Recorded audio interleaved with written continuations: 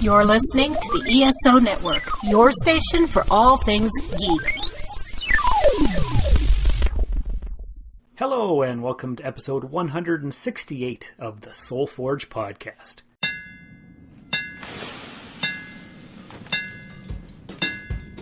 Welcome to the Soul Forge, a place of silent mystery, quiet contemplation, and outright mayhem. Join your host, Sean Vanderloo, as he guides you through the adventures of living. Together, we'll talk about life and love, sex and dating, joy and heartache, memories and loss, and so much more. Don't worry, it's not nearly as pretentious as it sounds. Get ready for life, the universe, and everything on the Soul Forge.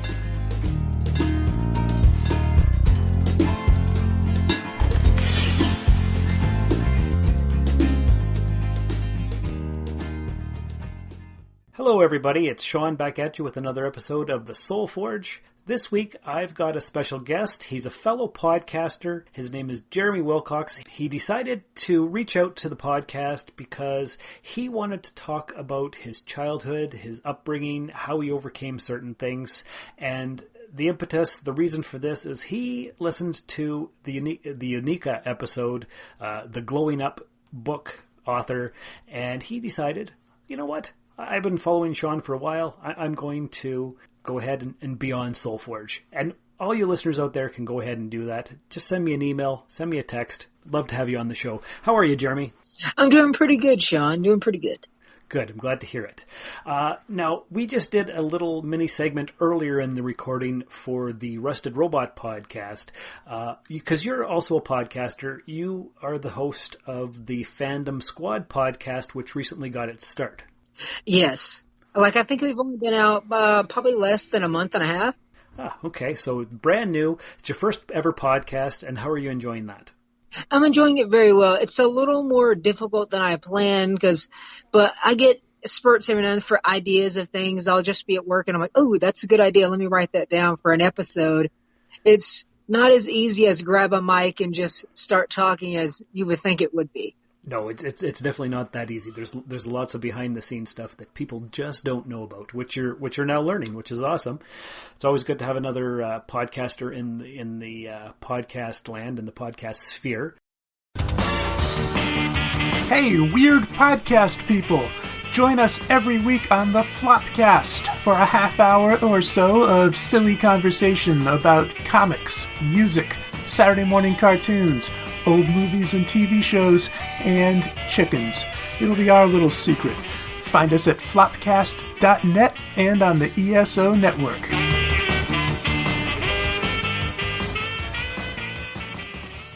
But we're not here to talk about podcasting. We're here to talk about you. Yes. Like you said, before we started recording, you listened to Unica and her life story about how she was in foster care, how she became a stripper, how she turned her life around, became a self-help author, and she's doing much better now. I'm assuming that you were not a stripper, but you had a similar difficult childhood? Yes, definitely. I was not in the working girl industry, but I did have some issues growing up. I was due to the trauma of the abandonment issues from when I was in an early age. My parents, they got a divorce and I was separated from my dad, and my mom moved around a lot and just kind of went from person to person, and it just wasn't a good situation.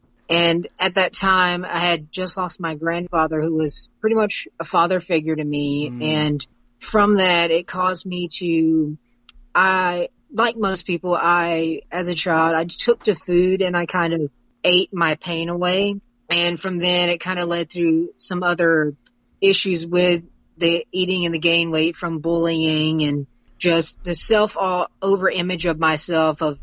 For them, it was one of the big things for me. When I was at my summer with my sister's house, and I got a call from my mom, and she had moved in with another guy and pretty much told me that there's no room for you here. And I was already at that time, my mental state was not great. And it kind of put me in a state of, how can anybody ever love me if the person that are supposed to love me the most don't want me. And how old would you have been at this point? I started when I started with the mental health and the image with myself being, let me put it, with the mental health with like the chubby fat kid stage was about 5 to 6. And then when this happened, I was around 11 years old. So there was a 5-year in between from when I was just moving around with her and just the situation till that moment happened. Wow. Okay. Because I can relate to some of that. Like I've said in previous Soulforge episodes, my parents split up, divorced when I was around 5 years old. Lived with my mom. Didn't see my dad that much. Definitely moved around a lot. But Mom always made sure that her kids were with her. So I can't. I don't know what the right word is. I don't think I can relate to your story in that way. When you're 11 years old and your mom says there's no room for you here. Like, I can't even imagine how that would make me feel. Yes. And with my sister who I was with at the time, like my mom, like I was with my mom, but my sister, because I'm the baby of 5 kids and she is the oldest sister from my mom's first marriage. And she kind of, when we were growing up, because my brother had moved off and my other sisters didn't live with us anymore, but she kind of, through that, even though I was with my mom, she was the one who was kind of the mama bear who took care of me when my mom was not being the responsible adult that she should have been. No, of course. I gotcha. So my sister has always been sort of like I told my girlfriend now, who's helped me out a lot with my mental health and stuff, that yes, I love my mom and that's my mom, but to me, my sister is like my guardian angel, is what I call her. Like she's my mama, the one that took care of me, and the one that is my nurturing character. Right. So you have a special relationship with her because she was the one who took care. That makes a lot of sense. So she was there for me, the one who kind of cared and took care of me when I needed it the most. Right.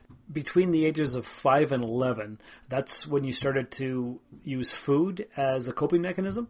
Yes. I went from a little small skinny kid, probably about 60 pounds, to when I was from 5 to 11, I went from 60 to almost 230 pounds at 11 years old. Wow. Okay. That's quite significant.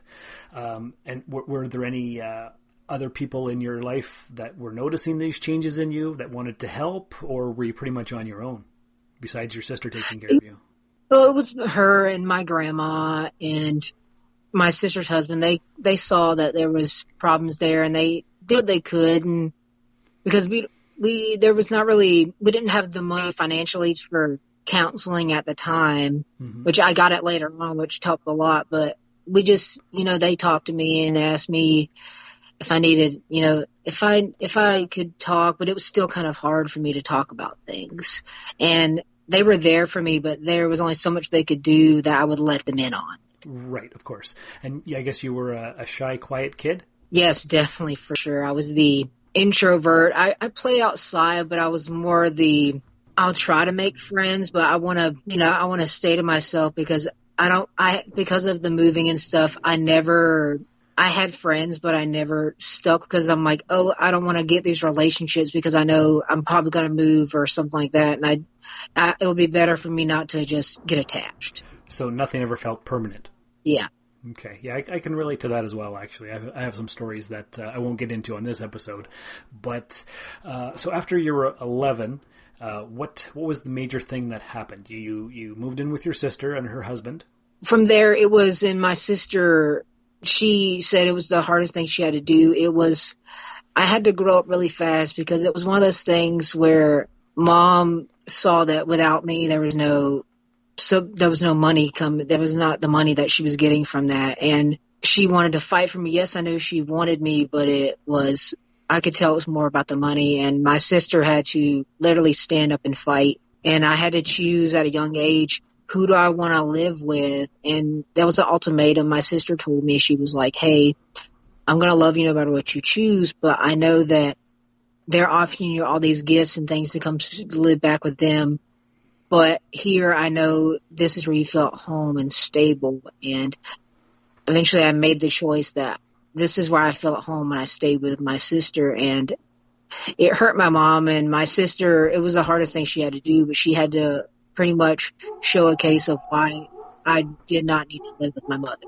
And my grandma at the same time was the same. That was a big part of that.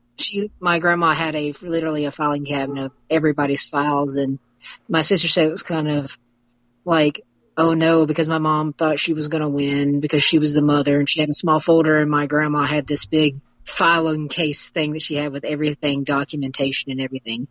Wow. Okay.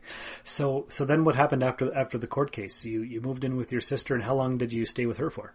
I stayed with her from 11 until I graduated high school when I was 21. And I graduated high school later on, but due to the moving, I was held back in fifth grade and in kindergarten due to all the moving and things. So I was a little bit later when I graduated, but I stayed with them from 11 till I was 21 when I graduated, and then I moved where I am now for work. Okay. So you had a good amount of stability for those 10 years, so that's good. Yes.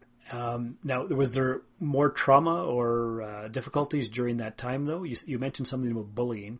Yes, it was the bullying, which it was a stable home, but due to the past things, there still was some mental problems I was dealing with, and the bullying and just the overall feeling of things. Like, I know they loved me, but it was still the same feeling like I told my girlfriend, like, yes, I know you say you love me and all that, but I still had that feeling of, if they can't love me, how can anybody else? And even though I know I had people in my life that loved me, I still struggled with those.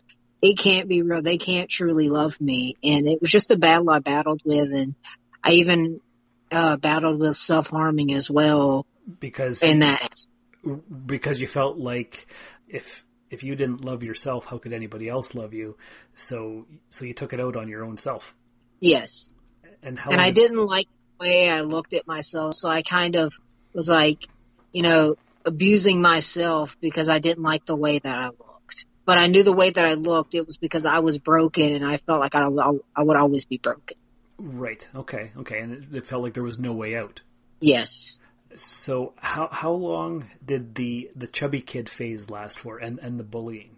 It was probably middle school into high school. Like, I wasn't like really bullied in the high school, but I had friends, but I was definitely the outcast kid because, one, I was the chubby loner kid, but I was like kind of like where I went to school, I was the one who was not, I was like the poorest kid pretty much. Right. And you were a little bit older than your classmates too, I guess. Yes, which made it a little bit more awkward as well. I can only imagine. So then what happened? You finished high school. You moved to where you are now for work. How did things start changing? Yes, which is a weird thing now because where I live now, till I can get my own place, I'm actually staying with my mom and my stepdad at the time being while I'm saving to get my own place. Because it was kind of after high school, I'm like, I know I don't want to leave my home, but I know this is where I need for work. And I wanted to try to, since I was older, I wanted to try to reestablish a relationship since now that she was in a stable marriage for at least 10 years, and which is big for her. And I want to try to reestablish a relationship so I could have somewhat of a relationship with her, because same with my dad. I'm in a good relationship with him now because it was for a long time extraneous because my sister, my brother from my mom's side, they had lost their dad a couple of years ago to onset diabetes, and my brother at the time did not have a good relationship with his father, and till that day I saw what that did to him, not having a good relationship with his father passed away, and I didn't want to have to go through the things that he went through battling that. So you put the differences aside and you reached out to both your mom and your dad.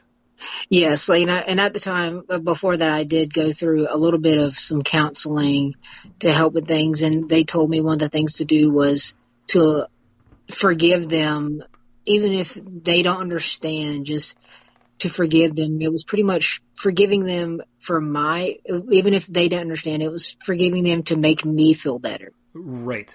To release your own pain, your own trauma, even if it had nothing to do with them, it was for your own mental health. Yes, even if they didn't see what they were doing was wrong or what they did was not the right thing, for me, it makes me feel better knowing that I forgive you for what you did, even though you didn't know you were doing that. Right. Okay. That's awesome. That's positive. That helps a lot of people actually. So now you're living with your mom. You're reestablishing that relationship. There's been forgiveness on both sides, and everything's going okay with that. Yes, and like recently, I had just got my first tattoo, and I was with my dad. It was speaking of the harming and stuff, and the tattoo artist said I was doing pretty good because it's on my forearm on my left-hand side. And the guy was like, "You're doing pretty good." And he said, "Have you ever self-harmed?" And my dad was standing next to me, and I said, "Yes." And my dad looked at me and said, "I never knew." And we hugged it out, and I explained to him what during those years what happened, because he didn't know that I was going through that type of mental things, and he apologized and said, "I'm sorry. I didn't know it was as bad as it was." But now we're having a good relationship. Like we were just talking earlier about going to dinner once COVID is coming down, and we are back to where we were when I was a kid, when I was like probably 6 or 7, when we had that good bond relationship. Oh, good. So everything's working out. Now, tell me about this girlfriend of yours and how she's been supportive and how things have changed with that. Well, we've got together. We met probably a couple months before COVID. We actually met through Facebook dating, and we just kind of hit it off. And we've been together now. September, this coming September will be, I think it's either 5 or 6 months together. And I could tell that she has been in bad relationships as well. And we both give each other the affection and it's going to be okay, and the affirmations that we both needed from our broken selves, and the things that we encourage each other. Like, for instance, she doesn't think that she's beautiful, so I always make sure to an effort to tell her that she's beautiful. And the same for me, because of my issues. Like, I look at myself different now. I know that I'm not that chubby kid anymore, but I still have those, this looks horrible on me, I don't like it. But she also gives me that affirmation of, you look good. I know you don't see it, but you look good. And we just kind of we have the relationship that we both were looking for and that we needed for our mental health. And we're just kind of, like we said, the perfect halves. And we're both religious, and we both feel that we were both prayed for that person that could be that for us. And we feel that we give that to each other. That's awesome. So it's like a mutual support society of two. Yes. That's great, because when you can find that, that's important. And you're fairly young, so to find it that early, that's even more impressive. Because you're what, 25 or so? Yes, 25. I'll be turning 26 in December. Okay, so there you go. So that's terrific. And she's actually joined you on your podcast, hasn't she? Yes. And for the podcast, she is more of the, I like horror, but she's more of the horror and stuff like that, and I'm more of the sci-fi geeky side. So she helps me out with that. When I started, she's like, "Hey, do you mind if I do a segment?" I'm like, "Yeah, you are the one who told me I should do this." So I was like, "I'll let you do the horror stuff, and you'll be my co-host for those." And she enjoys it as well, and she likes seeing how happy it makes me. Oh, good. When you have somebody who encourages you in your hobbies, that definitely helps. So is there anything else that you wanted to tell us, discuss? Anything else that we should know? Just that if you're having issues with mental health or self-harming or any of those, find somebody that you can find in, because there's always help that you can get. There's always a way. You don't have to fight alone. You can always have help. And there's hotlines. I don't know if they're the same here in America as they are in Canada. I know there's different lines for different things. And find that someone, like for me, because of our relationship, me and my sister are super close. There's nothing that I can't tell her and that she can't tell me. So that it's just one of those things that just, if you're having these, let somebody know you don't have to fight this battle alone. Excellent advice. I'm very grateful and appreciative that you decided to share your story with us. If any of our listeners would like to listen to your podcast, once again, the name of that show is Fandom Squad Podcast, and you can find it on all the podcast distributors. Right now, I know the two big ones that we are on are Apple Podcast and Spotify. And if you have an Android, there is an app called Double Pod, and it can also be found on there as well. Perfect. Thank you very much. Appreciate you coming on to the Soul Forge and sharing your story with us. Listeners, thanks for listening to Jeramy's story. Thanks for coming by. Thanks for listening and sharing all the links with everybody you know. So take care. And remember, expecting things to change without putting in any effort is like waiting for a ship at the airport. Thank you for listening to another episode of the Soul Forge Podcast. Your support is greatly appreciated, and we hope you'll tune in again next time. Remember that you can visit soulforgepodcast.com for all of our social media links. And don't forget to share the show with everyone you know. The Soul Forge Podcast is your best source for living your best life. Think about it. This has been a broadcast of the ESO Network. Be part of the crew and help support our shows by donating to our ESO Patreon or by shopping at the TeePublic store, which can all be found at www.esonetwork.com. The ESO Network, your station for all things geek.